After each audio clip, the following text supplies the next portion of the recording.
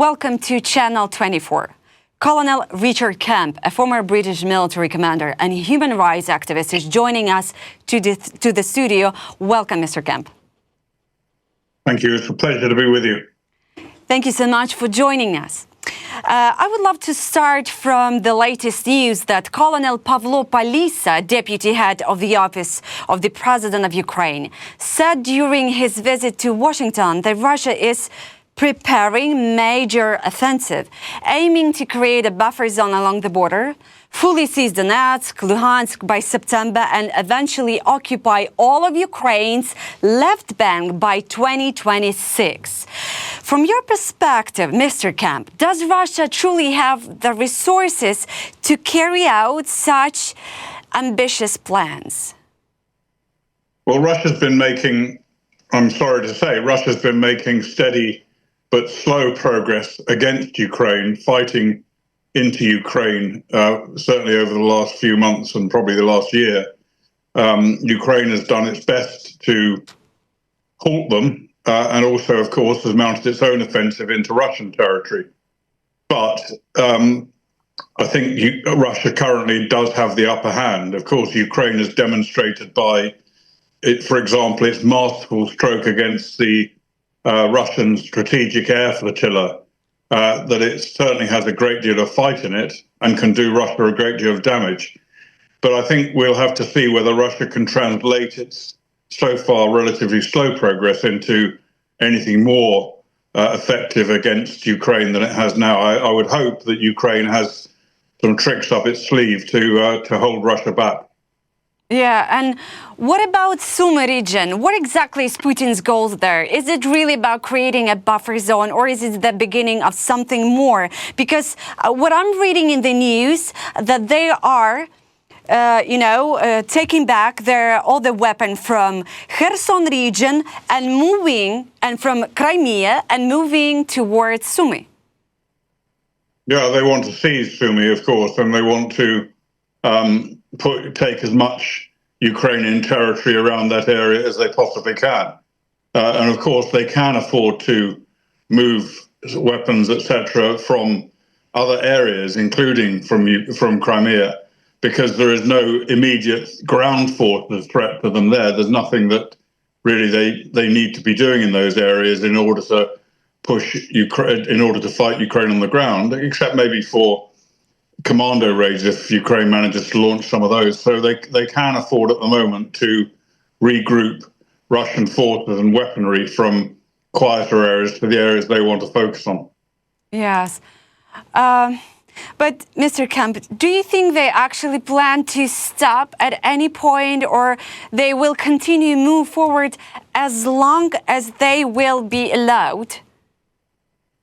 Well, I think there are two issues. The first one is how badly Ukraine can hurt them and hit them and do damage to them and cause harm to them in the way, for example, they did on the in the attack against the strategic air fleet. And of course, if there are more of those sort of operations which bring home the war to the Russian people, so it can't just be seen as isolated to Ukraine and is seen directly as affecting Russia itself, as we saw both in the drone attacks and also in the attack into Kursk. The more of that can happen, the more painful it becomes for Russia itself. That does present a challenge to Putin, and maybe that will cause him to get what he thinks he wants, maybe a limited amount of his ambitions, and then stop. The other thing, of course, that really does need to happen is that the West, particularly the United States, needs to inflict as much damage and harm on Russia as it can. And there are two ways to do that. The first way is by giving Ukraine all of the munitions, all of the weaponry that it needs and that can be provided, and of course the freedom to use those weapons to attack inside Russia itself. And that will be very damaging to Putin. The more that he sees the United States and the West willing to continue supporting Ukraine, and even stronger support for Ukraine, the better. And the second way, of course, is economic damage. Sanctions and other economic action have been attempted since the war began, but they've been relatively limited. They need to be unleashed in full to, for example, to disconnect Russia from the international banking system, to interdict Russia's ghost fleet that it uses to export oil, and to comprehensively sanction Russia in a way that hasn't happened. That, of course, is a problem for the West, because pretty much all of those measures will also be damaging for the West. But I think the West needs now to bite the bullet and accept the fact that, yeah, there is going to be economic damage to the West as well, but it's much harder for Russia, and it will potentially deter Putin from continuing, because, of course, Putin's economy is not in a good shape now, and it needs to be put into an even worse shape. But, Mr. Kemp, do you believe that the United States can do that damage towards Russia under Trump's administration? Well, I think one of the strengths of Trump is that he's extremely unpredictable. He's a very volatile character. And if he suddenly decides, as he might do, that enough is enough, he's tried his best to bring about a peace agreement with Ukraine, between Ukraine and Russia. Russia has refused to do so. It's kind of attempted to mollify him by playing along with it, but not actually being serious. And if he sees that and realizes he's being made a fool of by Russia, then, I think he could easily turn and effectively take his revenge on Russia by providing even more support to Ukraine. And I think that's a possibility. We'll have to see it. I'm not in a position any more than anyone else is to predict what President Trump's mood is going to be. Yeah, as a lot of experts in Ukraine and abroad saying that if you see the person who can predict the actions of Trump, they are lying. So, yeah, I fully understand your position. Mr. Kemp, many say Moscow is pushing for a ceasefire just to regroup, just to, win the time. How much time would Russia need to reset, rearm, and strike again? Well, I think the reality is that while it can, Russia will continue to push forward in Ukraine to take whatever ground it feels it needs to be able to say we have achieved our objective here. We recognise there's been a lot of sacrifice on the part of Russians, but we've achieved what we need to achieve in Ukraine, and then maybe accept a ceasefire, particularly if under great pressure from the West. Then, of course, it's again really an unknown how long Putin will need to regroup, reorganize, and strike again. I don't think there's any doubt that once Putin has, if he does, has ceased fire in Ukraine, allowed at least a temporary cessation of hostilities there, then I don't think there's any doubt he will have another go, and he may have another go at Ukraine later, maybe in a year or 2 years or more or less, we don't know, or indeed at NATO territories, like, for example, the Baltic states or Romania potentially. But I think there's no doubt that with his ambitions for a restored Russian empire, he's not going to stop until he either dies or is removed from the office of president. He's going to be a continual threat to Ukraine and, of course, to the entirety of the West, particularly in Eastern Europe. Yeah, and Mr. Kemp, your recent piece titled "Putin Nuclear Revenge Attack Will Force Ukraine Surrender." These are the 4 ways he'd strike. That was actually, for me and for a lot of Ukrainians, was impossible to ignore. And it laid out in stark detail just how real the threat of nuclear escalation has become and why the West can no longer afford to look away. If Putin truly believes a tactical nuclear strike could break Ukraine's will to fight, how close are we to that scenario from your perspective?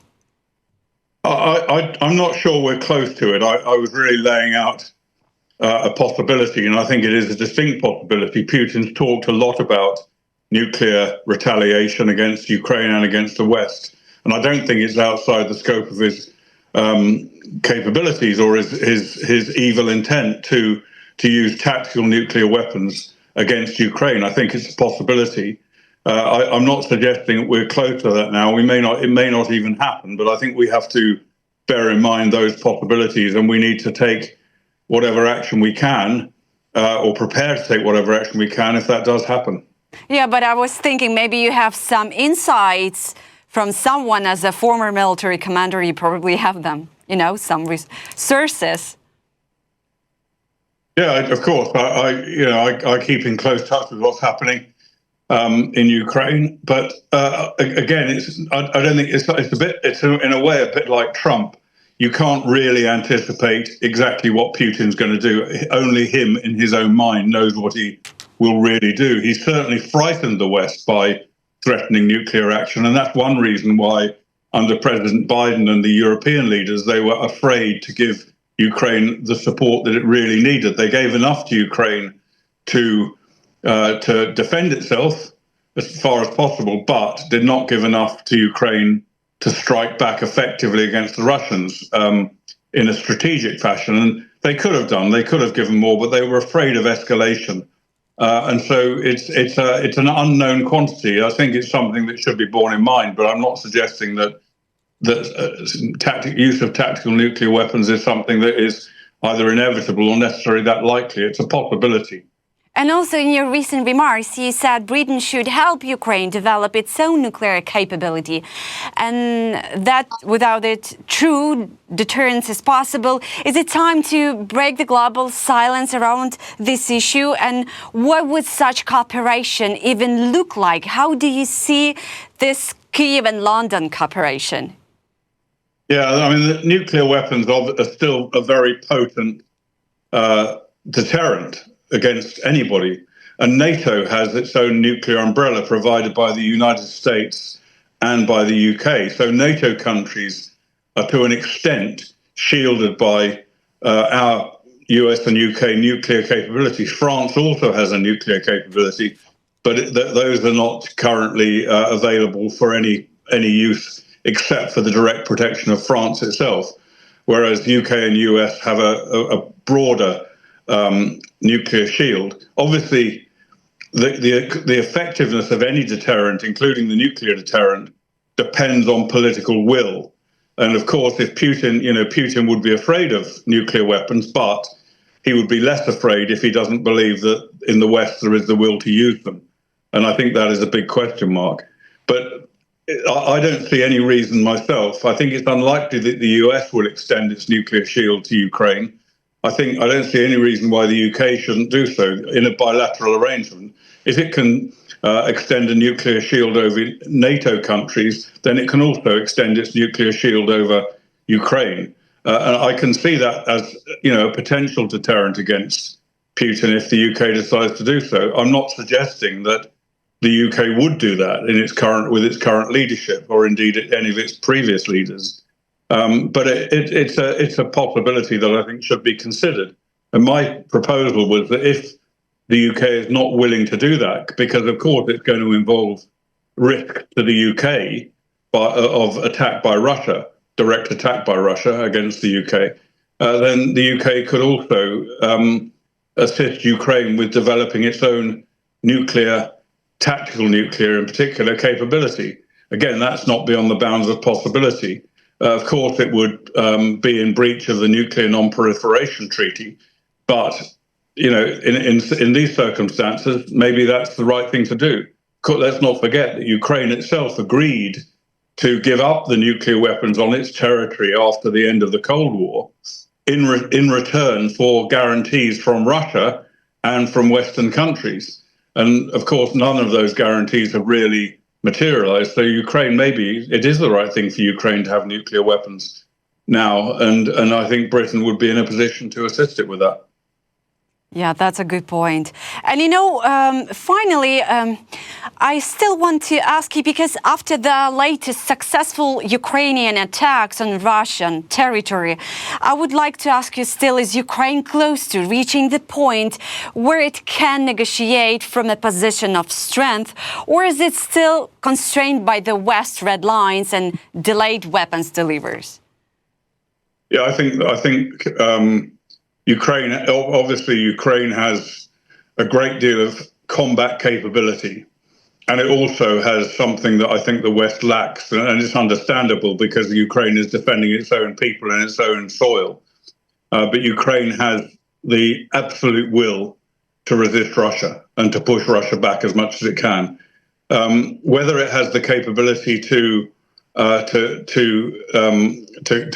itself bring a halt to Russian aggression, then that's again something that we will have to see. I think it's it is a possibility, and I've outlined earlier ways in which that could happen. But I think what is critically important is that Ukraine is not left alone. Ukraine fighting alone against Russia is in many ways in an unwinnable situation. But Ukraine, with its fighting ingenuity, with support from the West, and the West has done a lot. The West, the US, European countries have done a great deal for Ukraine, but not enough. They need to do more.